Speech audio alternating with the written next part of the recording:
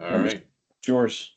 Good to go. Hello, everybody. Welcome to the September Fire Service Membership Council Governing Committee meeting. It looks like we have about 40 people on today, which is great. Good numbers to see.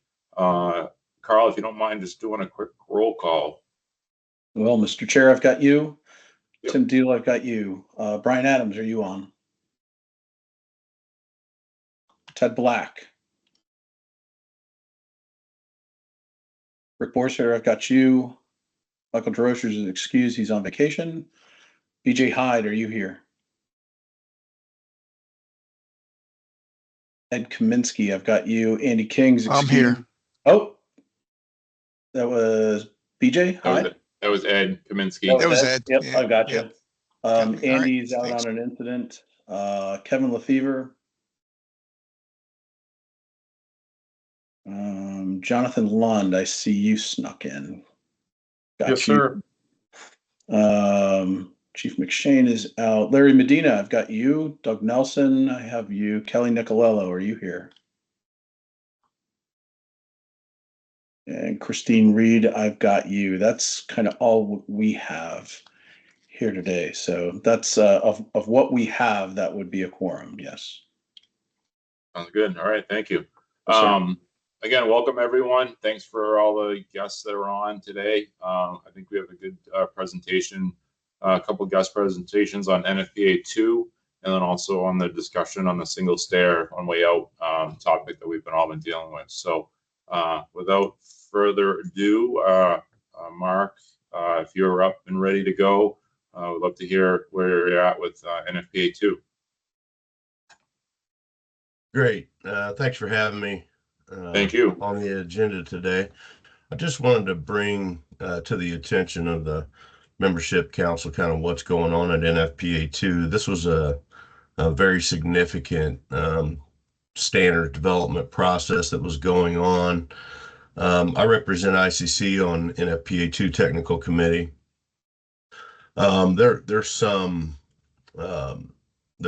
revisions that were voted by the committee in the first draft hearing that are a bit troubling to me, and I wanted to bring it to the attention of the membership council in the event any of you would like to submit a public comment, which would be due in the beginning of January.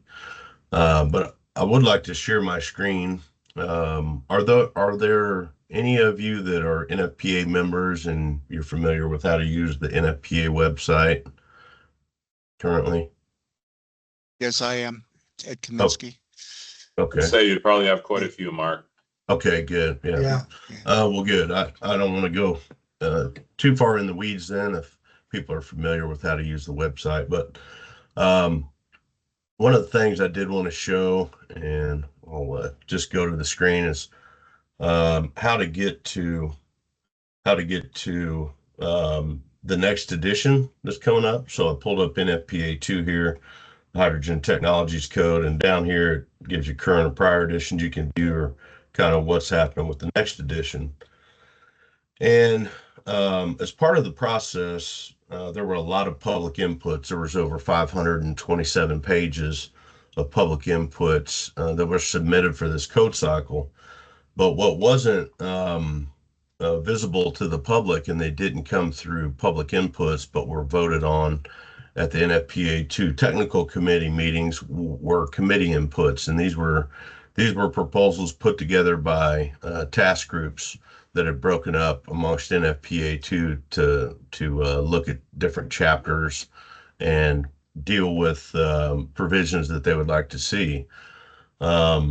So anyway, getting back to how to view those public inputs online, you can go right now and view public input. It'll take you through the tear review process, and you can click on each chapter. And then whenever you see a first revision or a committee input sign there, you can click on it and see what was voted on and approved by the committee.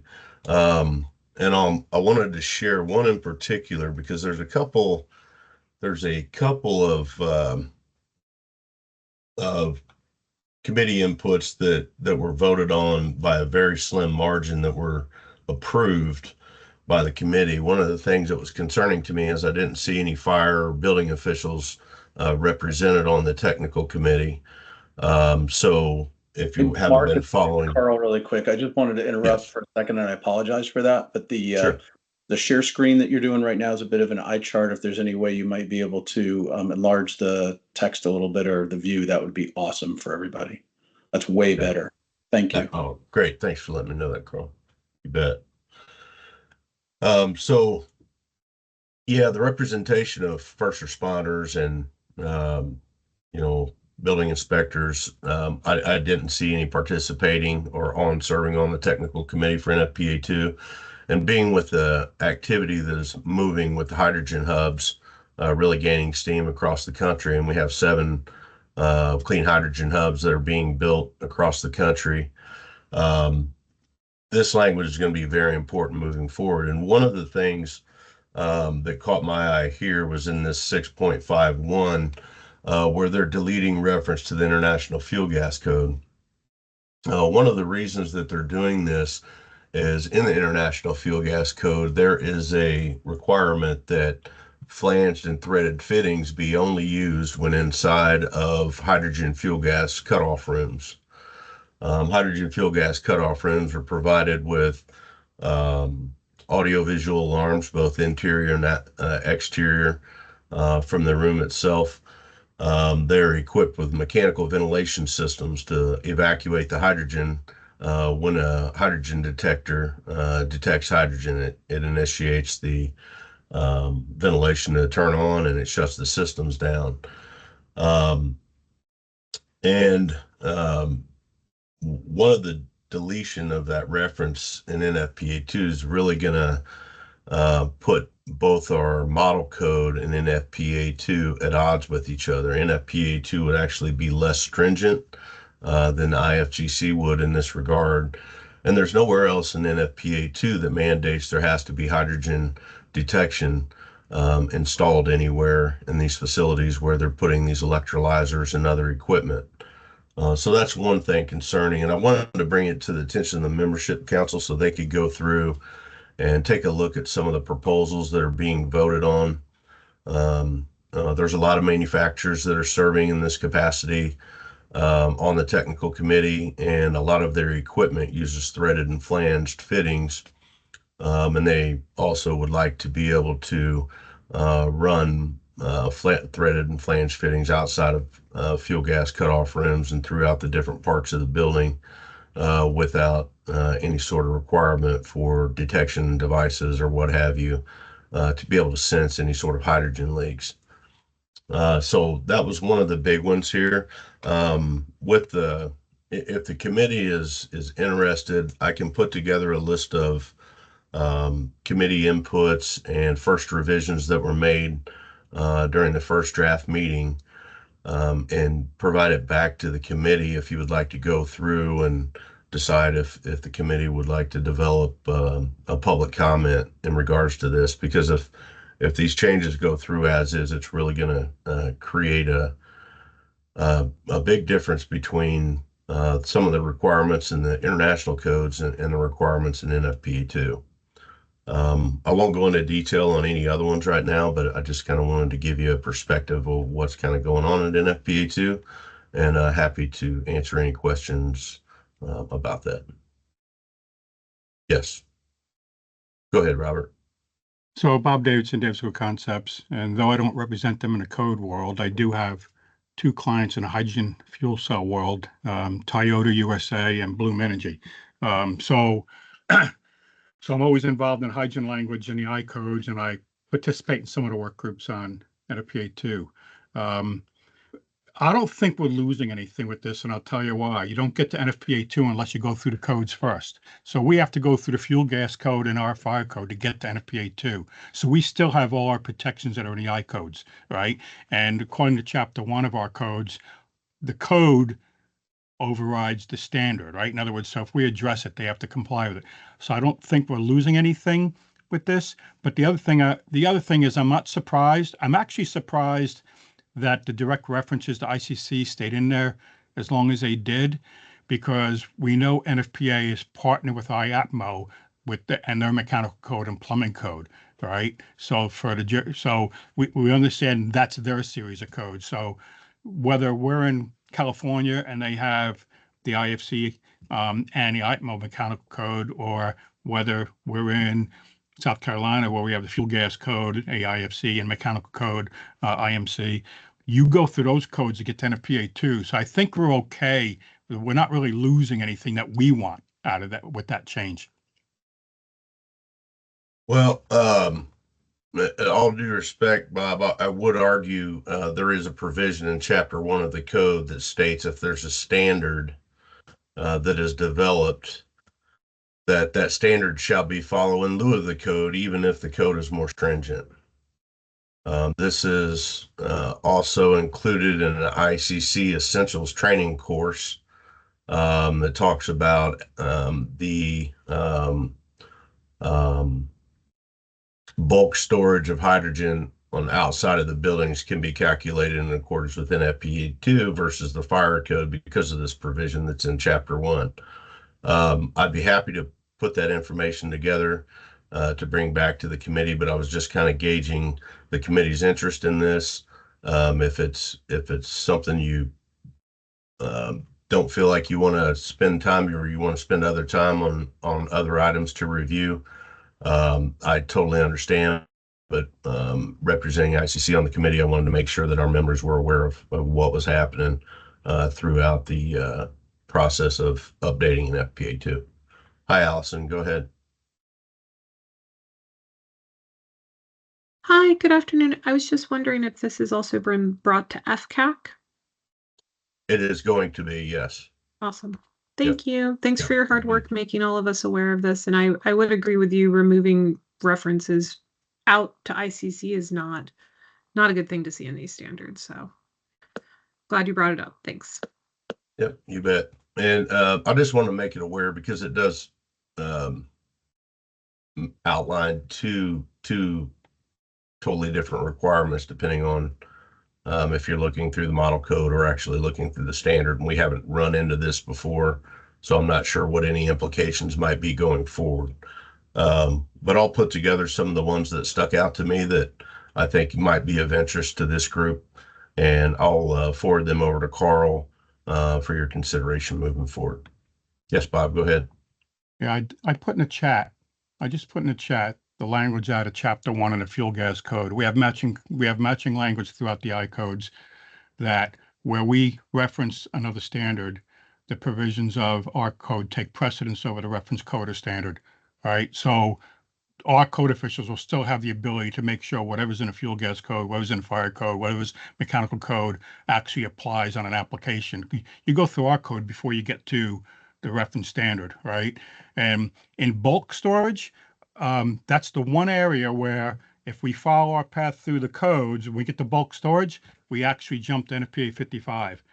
In fact, it's one of the few areas where we jumped to NFPA 55 for the bulk storage. Now that's all getting pulled into NFPA 2 right now, right?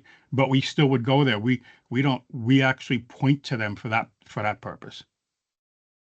Yeah, and that's some of the references back and forth between the codes. Because we have different language in the fire code in regards to referencing back to a standard than we do in the fuel gas code, it creates a bit of an issue with interpretation of how it's being interpreted locally. I know there also may be state and local amendments that are adopted as well on top of the way the model code language reads. So there are some issues, and it has come up. I've been receiving phone calls about it. So I wanted to, make the group aware. I can kind of lay those out and what those look like. But for whatever reason right now, I can't access my ICC digital codes page. So I'm trying to figure that one out. I have to call IT. But yeah, I think, and I appreciate your service on the H2 working group earlier this year, Bob.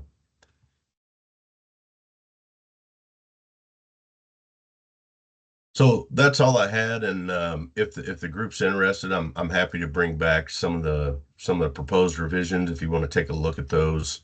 There's a lot. There's a lot of changes, more changes than probably have happened in the past five editions of NFPA 2 that are going on. So I won't try to bore the committee with revisions that may not be worth your time to look into, but I will pull some of the more critical ones that kind of put our codes at odds with each other. And if you're interested, I'm happy to do that. That's all I have. Thank you. All right, thank you very much for jumping on today and sharing the work and what you've been able to find so far. Anyone else have any questions at all for Mark?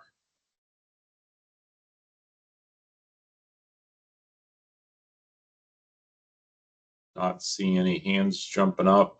Thank you again, Mark. And so the next item we're going to talk about today is the single stair and one-way out update. Beth had the opportunity, or I guess you can call it opportunity, but to present at a single stair symposium that NFPA held last week, day and a half, and she provided sort of update what the I-codes perspective were on single stairs, what the provisions were in place today, and that led into discussion on lots of stuff. So Beth, I don't know if you jump in and share some of the work, your observations, I guess, and what you presented, that would be great. Yeah, admittedly, I could be more prepared for today than I am. But Sorry, I was there too, so maybe I can fill in. I don't know. that's what I'm kind of thinking, that like, my overall view of how things went and what my role was there, and talk about that a little bit. And then obviously there's many of you that were actually there too. And I'm sure there's different viewpoints, and in my role being there, I was invited by NFPA, which I was quite appreciative of, because I think it was a good opportunity to really talk about the issue of single stair apartment buildings. And really, first it was sort of a series of presentations. NFPA introduced it. NFPA provided their presentation of what 101-5000 requires. And I provided what the IBC requires, with some little history mixed into both of those presentations, which of course found some similarities, because a lot of the stuff roots back to the same sort of baseline issues that we've had in our codes since the early 1900s onward, about us, having two exits, two ways out. And then the evolution to allowing several stories. We allow 3 stories in the IBC, NFPA allows 4. And the 4 was based on the introduction of NFPA 13R. That's where that came from. We hadn't adjusted upwards because we had different provisions that we were concerned about. And so I kind of kept it that way, tried to remain neutral as best, and same thing with NFPA too. I mean, we're all in that same position of trying to facilitate the discussion, get everybody there, and they were doing that. I just happened to be there. And kind of walking through it. And so we had everybody, those against those 4, increasing the height of the building, do their presentations. Some pretty intense presentations, I would say. Some very differing views. But then they kind of broke out into groups to kind of work through some key questions of, what is your concern? For instance, the difference between 3 or 4 stories and 6 stories.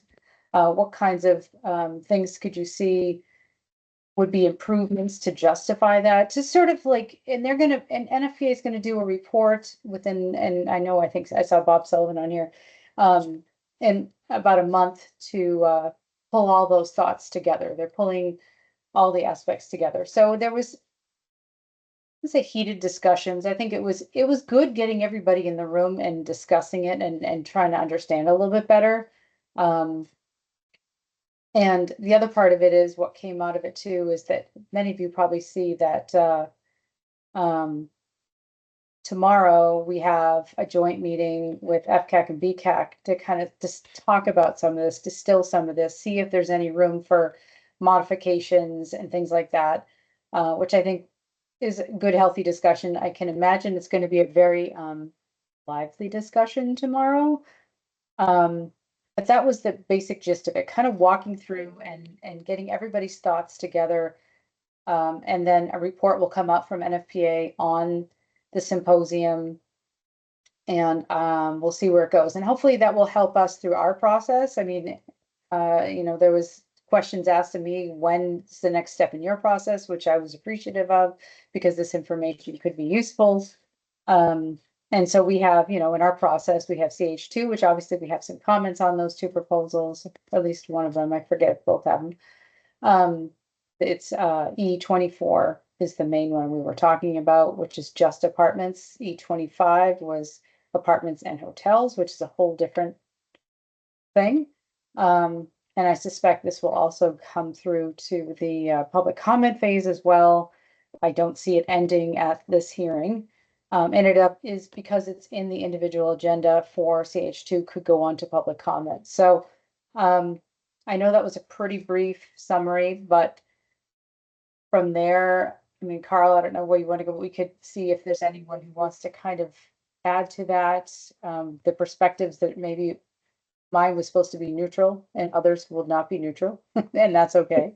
The only thing of note here, Beth, is that Bob Sullivan joined from NFPA, so I don't know if he's got any comments from their side of the house. I wanted to offer that up to him, of course, and if there's anyone else that was there, of course. I think Sean was planning on being there as well too. So, hey, thanks, Carl, and thanks, Beth. I think Beth did a great job of describing what it involved. I mean, when it was put together, the intent of this meeting was just to get all parties involved there and discuss the issue. There wasn't really any intent this time around to necessarily come up with any solutions or anything like that at the moment. But to get all the issues on the table, have the different parties meet each other, you know, I think it opened eyes all around for all the different entities involved, different viewpoints and all that kind of stuff, which again was kind of the point of the meeting. So yeah, we will be publishing a report, trying to get it out within a month or so from last week. So hopefully it's out in time for the next round of hearings in Long Beach. That's kind of where it's at for now. I'm sure we'll have follow-up meetings in the future. And I know obviously this topic's not going away. It's a hot topic in many states already, and it'll be coming up in others. So, you know, I think the proponents were learned a bit about, you know, what's involved in the code world, code development process. Of course, because of course, right now they're trying to pursue a lot of this through state legislative processes. But as Beth said, there was some intense discussions along the way, and you know, definitely different people in different camps and all that kind of stuff. So it'll be interesting to see how it all evolves. Thanks. Oh, thank you, Bob. Carl, there was two thoughts that just reminded me when you were talking about two things that, well, one, we're going to be I don't remember if it's gone out or not. Carl and I put together an article that will reference the NFPA document. I mean, that they had before the meeting, and was kind of talking about, like, you know, one, explaining why ICC itself does not take a position, much like NFPA doesn't take a position on something like this. We're facilitating, trying to understand what to do. And the other part of it is talking about the concern about it. And this is one issue of so many that are starting to legislate around us. And the importance of why we created the model code process, why we have NGOs, SDOs. I mean, the importance of that and the danger of constantly going around. So that's just the theme of it. I'm not even speaking to the single exit thing. We didn't speak to that, but that will be, and when we get that, we can send the link out to it. I mean, preaching to the choir here, I am sure, but really makes you think about how we're going to be managing some of these issues going forward. The other thing I was kind of fascinated by is that just from a data point, NFPA, Brigitte Messersmith gave a good presentation on the data and kind of called out, you know, apartments essentially, and then like kind of 1 and 2 family dwelling kind of IRC buildings. And when you look at that and that data from the US, you obviously see the difference. The life loss tends to be more in 1 and 2 family homes. And then you have the other side saying, look at the data in Europe is so much better. But first of all, besides apparently for the Netherlands, but we know that many people in Europe don't live in single family homes the way we do in the United States or Canada. And They're living in flats / apartments, the multifamily homes kind of thing. They're also built of different things. And they don't collect data like we do. I mean, I know we are redoing how we collect data, but we've still done it better than anyone in the world collecting fire data, and we collect a lot of it. Whereas the data was showing that some of these countries just only collect it when it's really bad. We collect it more often than that. And so when we're comparing what Europe is saying and what we're saying, we may or may not be seeing the same. We're comparing apples and oranges, maybe even more extremely different than that, where if we could pull out the sort of single family home piece, how does that compare? You know, just as a data, it was kind of interesting to me. I don't know if we can get that kind of information because Europe hasn't been tracking data like we do. They're starting to, and or they're starting to find ways to do that based on some of the changes we're doing. And but I just want to throw those two pieces out. Beth, the only thing that I would add to that is I don't believe the article's been published yet, but we spent a fair amount of time, as I think our other partners in the SDO world, including NFPA, have done, to talk a fair amount about the code development process. And each of ours are similar, but also they're a little bit different. And one of the things that we've been working on that you and I have talked about, and we've talked about this widely with our Fire Service Membership Council leadership team, is this need to, this is but one issue, right? And the reason why beyond the proposals on their merits that it's become an issue is because we've seen a lot of this happening in state legislatures. So legislation then turning into statute and regulations. And then even at the local level, we've seen ordinances coming from this kind of action as well, too. And the overarching theme here is to find ways with our SDO partners to make sure that these conversations are taking place in the code development process or in others standard development processes rather than in legislated regulation or code for a whole variety of reasons that are pretty apparent to this group that I don't need to go into. But I think that's going to be the ongoing challenge. I think Bob, put it well when he was talking about it. This is not necessarily the beginning, but it's certainly not the end. And the more that we can do collectively through our membership, our interested parties, our stakeholders across all of our SDO partners and within the ICC to make sure that these conversations are being had in our processes and within the venues that we provide, like FCAC and the other Code Action Committee processes that we have, the better off we're going to be able to combat bad legislation and ultimately bad code. So that was the only other part that I wanted to add that I think you were kind of looking for a little bit in your presentation.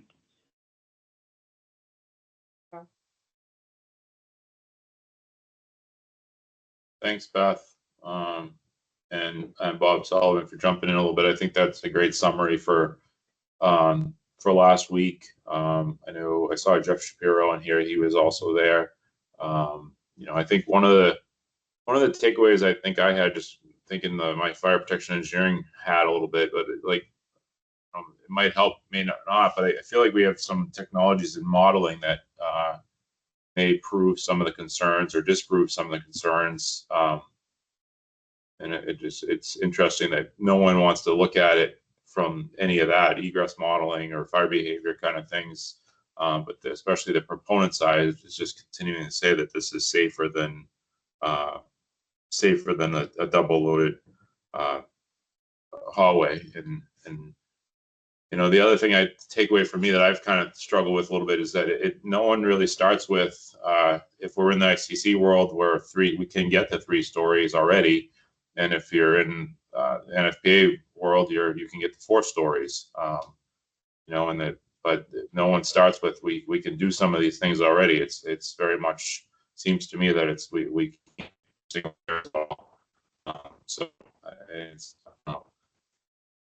I like the fact that it brought both sides together in the discussion last week, because most of the other conversations have been very much one-sided. So it was a good opportunity. I look forward to seeing what NFPA can put together for their report and share out. One of the things we talked about on the leadership side again yesterday was, it's a little difficult for us to really take a position formally as FSMC, especially with the code, the proposals out there. But I think that, I think we all need to be very much aware of this. And then, as Carl indicated and others have indicated, the kind of circumventing the code development process, which is not a good way to do things. So thank you for those updates. Anyone have any questions at all for Beth, or any more comments on this single stair topic before we get into our regular meeting?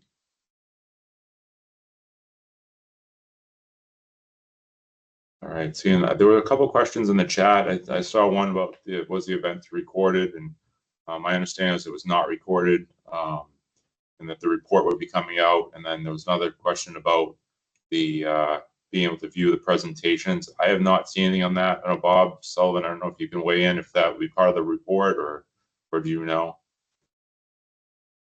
My understanding is the report will include at least some of the presentations. I don't know if it'll be direct copies of all the slides that they showed or exactly how it'll be done, but some of that information will be in the report.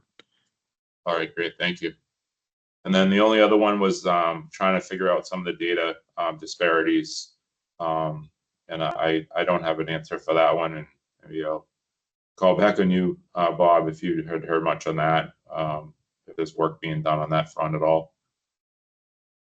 I think Beth put it well. It's a case of, just like a lot of things, the different countries, the different agencies involved, all that kind of stuff, all do data collection in different ways. And so when you try to take different batches of data and compare them to each other on some of this stuff, it's difficult because the way we collect data is different than the way they collect data.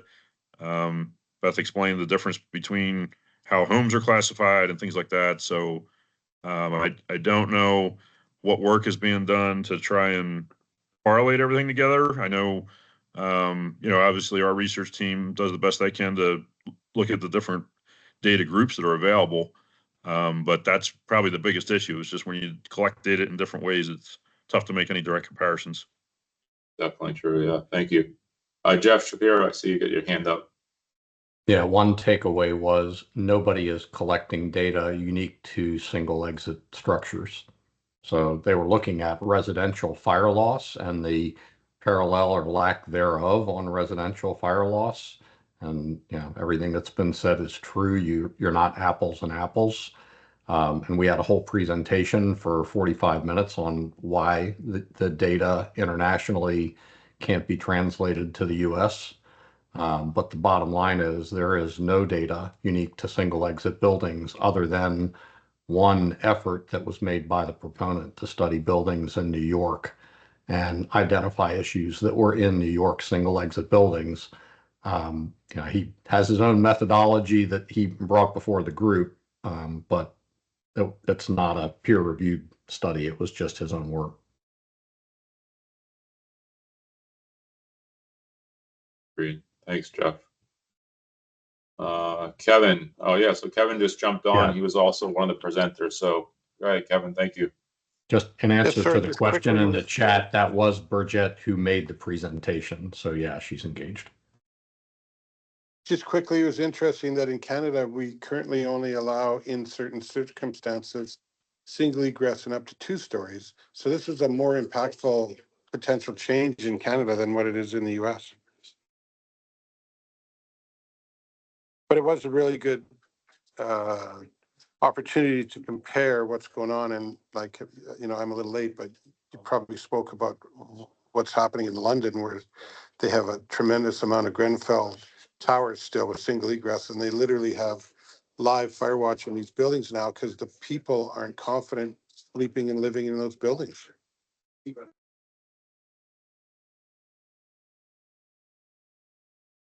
Anybody else have anything on this topic? Bob? Yeah, Bob Davidson, and Dave, so concept, no client interest. But related to this is one of the other proponents in this arena had an extensive proposal into the fire code for traffic calming and narrow roadways, et cetera, that got turned down. And there's a public comment on it. And we had a presentation from him in front of FCAC last week. And we run in the same problem, the validity of the data. when you start drilling down and what's being looked at, and even looking at old data on residential loss compared to new data with our growing battery fire problem that wasn't incorporated. So I think that gets to the heart of it. Okay, if we're going to move forward on any of these concepts, well, what's the real data?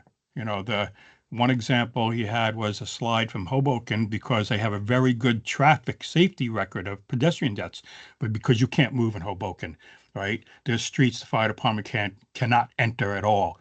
And I asked him, did you talk to the fire department? Well, no, I looked at the traffic deaths, but did you talk to the fire department? You're using it as an example, but I can tell you the fire department's going to tell you, we have streets we can't get down. We have buildings behind buildings. They're not really embracing what you're saying is a good idea. So I think that's the most important thing to drill down on is what data is being collected to look at all these issues, because both those issues will collide with each other. Thanks, Bob. One other quick question came up about will we form a position on this topic? And again, I think that it's inappropriate given the code proposal. I think that bringing it back to the different agencies that we represent, we can take formal positions in that basis. But as a membership council, I don't believe it's a good spot for us to be into. Carl? Thank you, Michelle. Just a quick follow-up to that. So there are many different position statements that are out already, and if you haven't seen them, what I'll do is try to collect them really quick and put them in the chat in terms of links. But the ones that come to mind are the National Association of State Fire Marshals, of course, has taken a position. IAFC Fire and Life Safety Section has taken a position. Metro Chiefs, along with the International Association of Firefighters, so that's the Metro Chief section of NFPA, has taken a position. International Fire Marshals Association, IFMA section of NFPA has taken a position. And then I may have missed one in there, but I would also say that the Congressional Fire Services Institute is also forming a position on this as well. And while we, the ICC, not the Fire Service Membership Council, but ICC Enterprise is a member of the Congressional Fire Services Institute, we, along with our partners at NFPA, for all the reasons you just stated, Sean, will not be taking a written position on this. There will still be a statement published by CFSI, but neither ICC or NFPA will be signatories to that when it is released. So that's the information that I've got. Thank you, Carl. Yep. Canadian Association of Fire Chiefs also wrote a position. Got it. Thanks, Kevin. Good to see you. Jeff, you had your hand up again? Yeah, I just want to say that I went into the meeting and before the meeting strongly opposed to this. After listening to the presentation by the other side and knowing the political climate, I think there are a lot of compelling things that need to be considered by the fire service going forward. My sense is that simply opposing this is not going to get us where we want to be. I shifted from absolutely against to neutral at the meeting. I think there are opportunities to potentially move forward, and I'm looking forward to the discussion tomorrow where perhaps we can move people more towards the center as opposed to viewing this as an all or nothing proposal. Thanks, Jeff. I agree that they do put a pretty compelling argument when you listen to them, and it's I think for the average citizen, especially, it's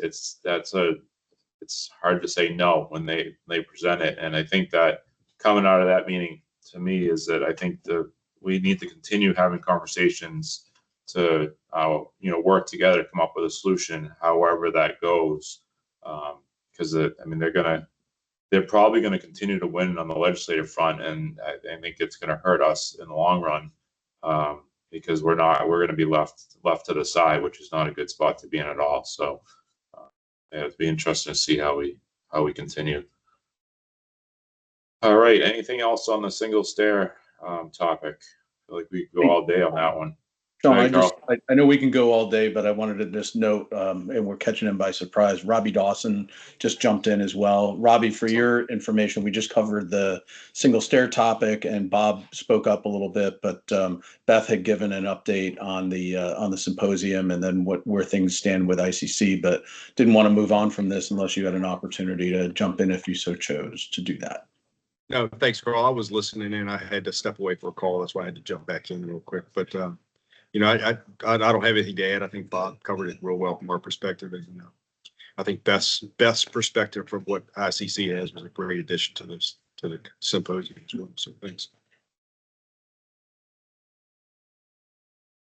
All right. Well, thank you, and we'll continue on in the regular agenda. Does anyone have any additions or corrections to the agenda? All right, seeing none, we have two sets of minutes to approve. We have the June 20th virtual meeting and the July 18th, 2024 virtual meeting for consideration for approval. Entertain a motion. I'll make a motion to approve. This is Doug Nelson. I'll second. Deal. All right, motion's been made and seconded. Any discussion? And I guess I'm not even seeing all of my folks, but anyone, I gotta go with anyone opposed. Not seeing any. I would say that the minutes for June 20th and July 18th are approved. Thank you. We'll move on to work group updates. As we've talked about, we're kind of in transition a little bit, especially with training and education. We're moving through some people movement and changes in the council, the governing committee in general, and we'll be looking to get someone to fill in that spot soon. Member engagement, I don't think Brian's on today. So no. And then emerging issues and trends. This will be a quick one. No updates. We lost everybody this one. Emerging issues and trends. Michael Desrochers on vacation this week. I know they've been meeting regularly. And then if I could speak for public awareness, Kelly's also not on the call, but they do meet pretty regularly. I don't know if anyone that's been on those calls wants to jump in and provide a quick update of the last couple meetings.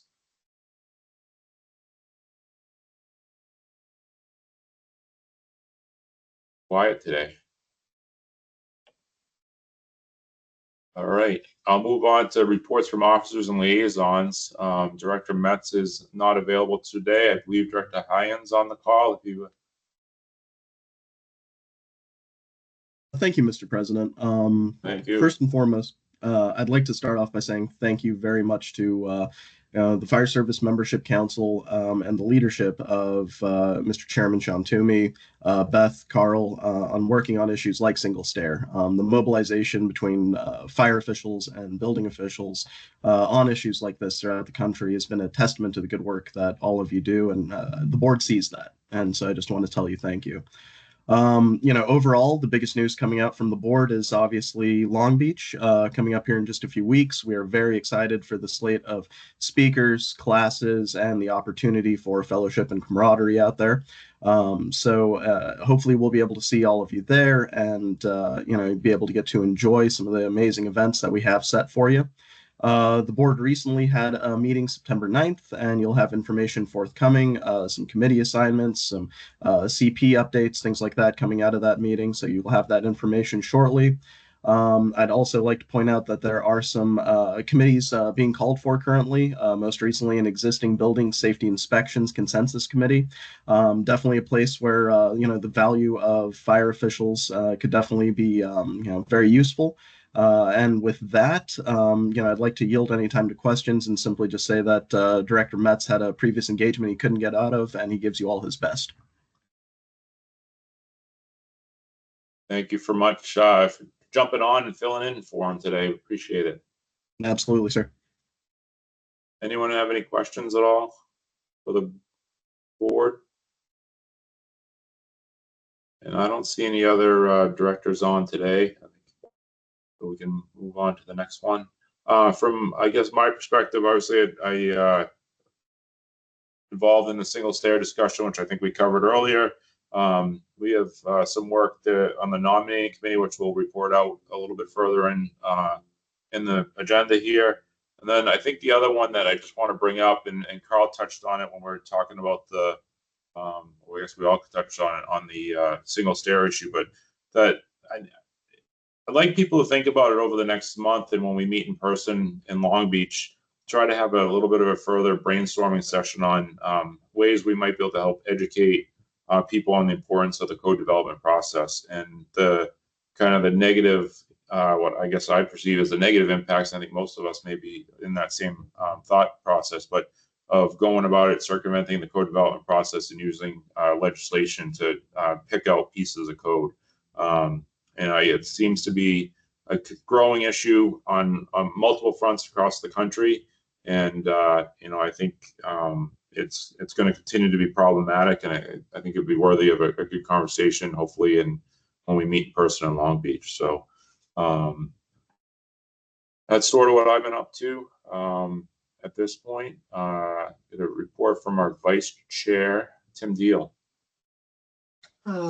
Thanks, Sean. I don't have really a lot to report as the vice chair. I've been busy with a couple other items.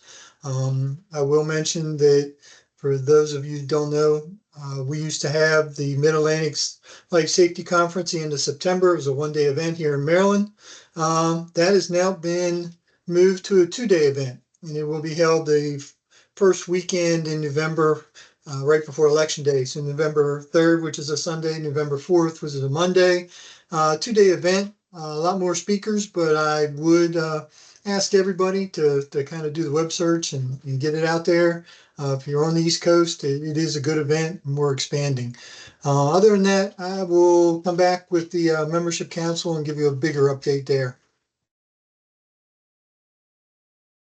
Thanks, Tim. I appreciate it. Lots of overlap, right? And staff liaison, Carl. Hi, everybody. Have everyone back together after a brief break in August. For the Fire Service Membership Council Governing Committee members, you have just received an email that I would ask that maybe you respond to while we are meeting today. It is a short, less than 2-minute poll asking for your information regarding attendance at the Fire Service Membership Council Governing Committee meeting, which will take place Wednesday, October 23rd, 2024, from 10 a.m. to noon at Long Beach for the ICC annual conference. So if you would please respond to that. There is a message in there regarding your attendance at the meeting. Also a dinner that we will be hosting, tentatively scheduled for Monday evening, the 21st.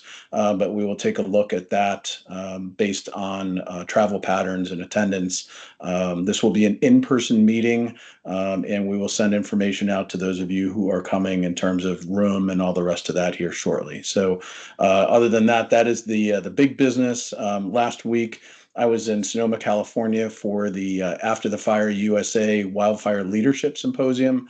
Got invited to speak, and we had about 30 members of the mayor's team and the Maui County Council and administration there in attendance. So it was heavily skewed toward the latest catastrophic wildfire. Although there have been many big ones, that's the one that is still the biggest from a year ago that we're currently contending with in terms of long-term recovery. So had the opportunity to talk about our experiences on that and the value of codes and advocate for resilient rebuilding in Maui and in particular in Lahaina. So that was a very productive discussion.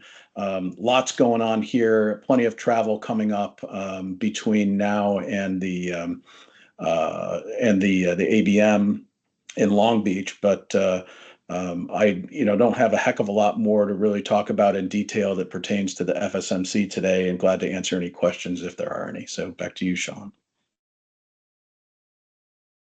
You caught me taking a drink and doing my survey. Come on, I did that on purpose. Yeah, it's nice. All right, so where are we at now? We do your survey or get in trouble with Carl. We'll do a quick update from the membership council officers and liaisons. Building membership council, Tom, I believe you're on. If you could just give us an update on the activities of building membership. Yeah, BMC met last week. And Y'all blur together. the biggest topic we had was preparing for the conference, the ABM, and also they went into executive session for discussing candidates for the governance committee for the next term. And I don't know if Allison has any additional information or if she's still here. So that was pretty much the main part of what we were discussing. Hi, everybody. Thanks, Tom. Thanks, Go ahead, Tom. Allison. Sorry, you caught me in the middle of doing a COVID test because apparently my kid's daycare teacher tested positive for COVID 15 minutes ago. No, Tom, great update. I would just remind folks that the voting for membership councils will be coming up. And if we're going to cover this later, Carl or Bill or Sean, feel free to jump in. But the new membership platform is up and running. I think most of fire service has been on there and has been promoting it, but we talked about that for a good bit there. So just want to share that, and I'll throw the link in the chat because I believe that is how we're going to see who's a member of anything going forward. Tim's ready. He's ready to jump on that one. Well, see, Allison took my report, that's the way this works. Yeah. Oh, no, Tim, sorry. Well, hey, we've made the meeting my shorter. life story for these meetings, I think, sometimes. Yeah, no, like I said, I was just going to reiterate it, and I'll go ahead and get started. But yeah, that was the big topic I wanted to make sure everybody was aware of. They should have received their email by now. If you're an ICC member, which I'm pretty sure everybody on the call is, you would have gotten your email and said, please sign up. As Allison mentioned, yes, this will be primarily the engagement platform for ICC to move forward. So there are discussions, there's forums. You will find the meeting and agendas for the councils listed there. Also, the membership steering council will be meeting next week, Tuesday. So we have a pretty full agenda, a lot of which we'll be dealing with going over the voting process, as well as the getting the annual report kind of prepped and drafted. Next week is when the online voting will come out. You should get an email again. This year, just FYI, you will receive one ballot, which will probably have every one of all the councils listed on it. Much like what we had in in-person meetings, it's going to be on your honor. So if you're a member of the building, membership, then you're allowed to vote for those members there. Fire service, the same kind of sequence as we've done in the past. So if you are a member of those councils, other councils, you can vote, but they will all be listed. So if you're not, you can ignore those pieces of the puzzle. But looking forward to getting that going. Once again, planning for Long Beach. I will say there is another, dinner proposal for the membership councils for Monday night. That survey is out there also. I went to the chairs and vice chairs. So just making everybody aware. And like I said, I think that's everything as far as membership council goes. Now, Allison, if you want to fill in any blanks, go right ahead. Nope, all good. Look forward to seeing everybody in Long Beach. I agree. Thank you, sir. Thank you. Global Membership Council. I don't think I saw anyone on, but if I'm wrong, please jump in.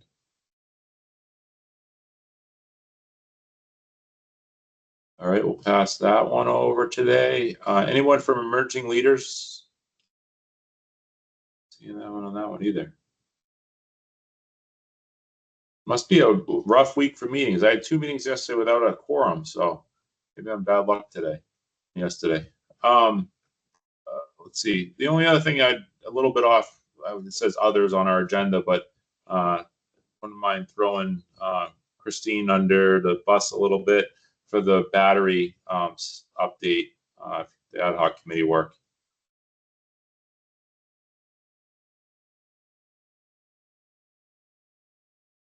gonna go silent on me.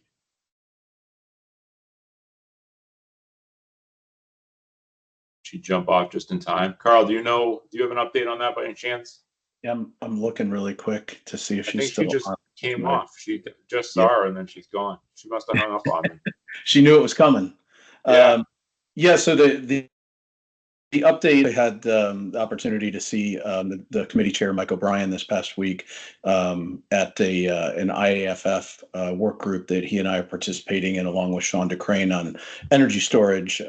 So it was a good opportunity to catch up on this. The committee's progress is excellent. We are looking to still kind of wrap up the recommendations back to the ICC board for their December board meeting, and then start to execute on the board's direction following the action that they take in December. So there will be an update from the chair.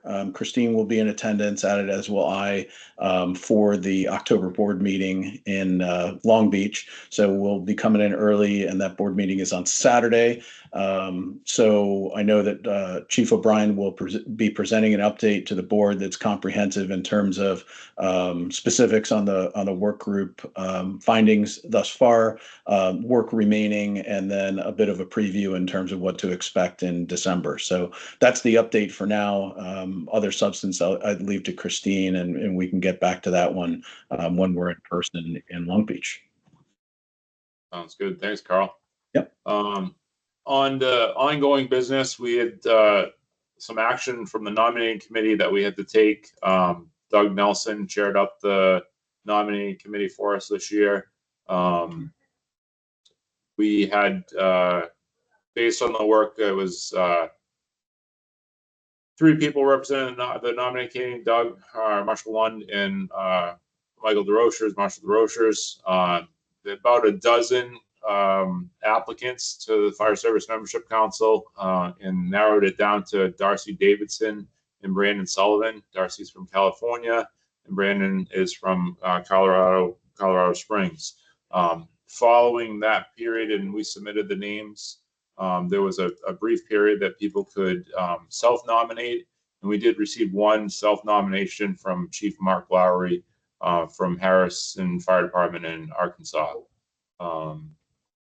So that has been forwarded on, and action will be taken as soon as Tim Veal indicated. So wanted to share that information and that work.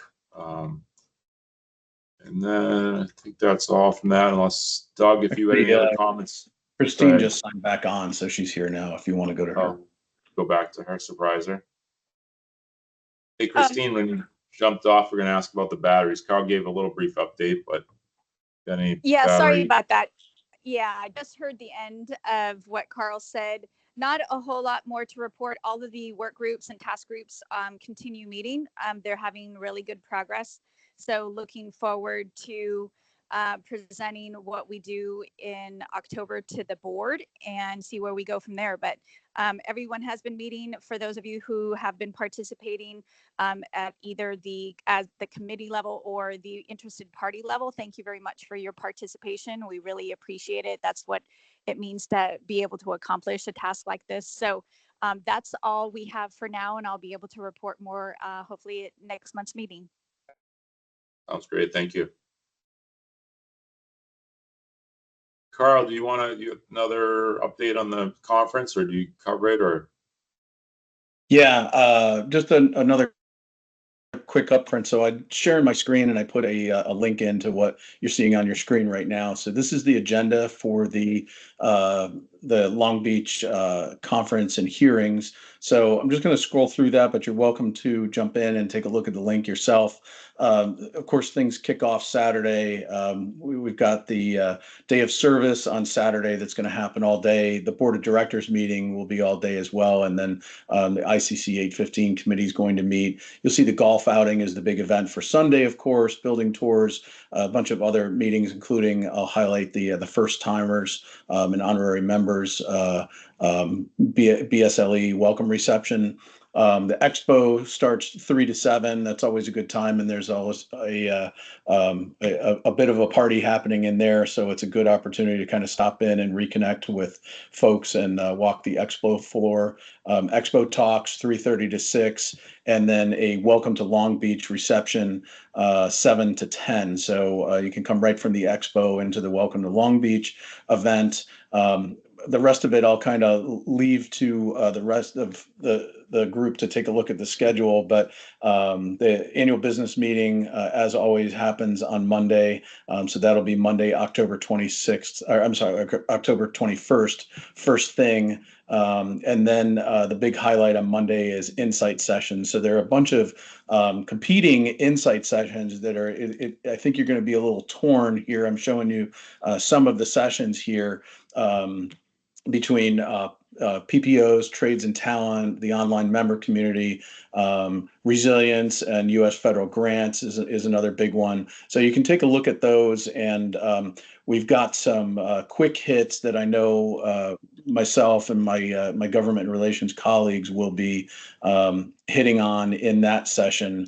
We're going to be covering battery energy storage in that session, as well as wildfire and a variety of other topics that you might want to come in and take a look at: environmental risks facing aging infrastructure, adaptive reuse, and then water scarcity. So some good opportunities to be able to get yourself some education while you're there, and then on to the through Tuesday and into Wednesday on the Membership Council Steering Committee, which I'll highlight for everyone. That's an open meeting, and Tim might have some additional comments on that one. 10 to noon is our Membership Council meeting, so that will be open, of course, to everyone in attendance at the hearings, or I'm sorry, at the annual conference. And then we go directly into the hearings by Friday at 8 in the morning, and that's Group A2. So the hearings will kick off, and then there's a hearing schedule out, which is also linked in there too. So we're looking forward to seeing everybody there. Always a big event. Tim, I didn't know if you had anything else you wanted to put out on the Membership Council Steering Committee. I know Allison's on that too. Yeah, no, it's basically, this will be the meeting. In prior years, this is where everybody voted, but since we're doing it online, this will be actually the year that we announce who the new members to the councils will be at this meeting, as well as it'll be a little bit more, a better review of the annual report. We'll probably be pretty close to prepping it for the December meeting of the Board of Directors. So that's primarily what's going to be going on. Great. So that's all I had on that item. Sean, thanks for that, Tim. And Sean, the only other piece that I wanted to bring up was that we've got someone that'll be transitioning off of the governing committee here soon. So I'll leave that one to you. Which one are you talking about? The one who left and came back in that we picked on here today. That's C. Reed. That's C. Reed. C. Reed. So there's a rumor on the street that Christine maybe stepping. She's terming out, I guess, on the FSMC. Obviously been a huge participant for, I think it's 7 years at least in this trip, I think was what it was, maybe. But we'll see her actively continuing her participation. There's a rumor that she may be working with Carl as a new full-time ICC staff member. So we're really looking forward to having her continue with us in that capacity. And hopefully we can find someone as good to fill her shoes. So congrats to Christine, and look forward to continuing to work with you in your new role. Thanks for that. Very much, Sean. I guess the only other plug on the ICC, on the conference, is that we've historically had great attendance at our in-person meetings, and hopefully we can continue that same trend in Long Beach. Randy's promised it to be a great time, and I think Christine probably the same, being our California connections through this membership council. So hopefully I'm looking forward to seeing everyone in Long Beach. Anyone have any new business? So we didn't have anything listed, but probably the newest thing is just the upcoming ABM and our meetings. So in light of that, obviously the Wednesday, the 23rd of October at 10 a.m. Pacific time is our next meeting in person. Are there any questions or comments as we wrap up today? Anything good for the good of the order? Should I say at the good of the order for Christine's comments or announcement then? We timed that a little wrong, Carl. All right, well, thank you, everybody. It's great to see over 40 people participating again. And I appreciate everyone's time and input, and look forward to seeing everybody next month. And I'll entertain a motion to adjourn. Motion to adjourn, deal. Thanks, Tim. Nobody's going to second it. They're just going to run. Second that, Second. Doug Nelson. There we go. Thank you, everybody. Have a great rest of your day. Thanks. Yep. Thanks, everyone. I won't be in Long Y'all Beach, next but month. hopefully I can get my cadence going and see you next year. Thanks, Kevin. Beaver.